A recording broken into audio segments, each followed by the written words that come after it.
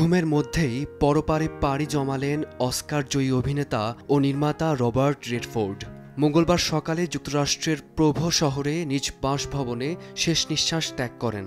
মৃত্যুকালে তার বয়স হয়েছিল ৮৯ বছর।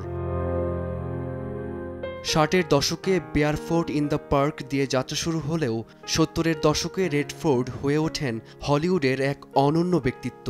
দ্য স্টিং তাকে এনে দেয় অস্কারের মনোনয়ন। ১৯৮০ সালে অর্ডিনারি পিপল পরিচালনা করে সেরা পরিচালকের অস্কার জয় তার বহুমুখী প্রতিভার সাক্ষ্য হয়ে আছে।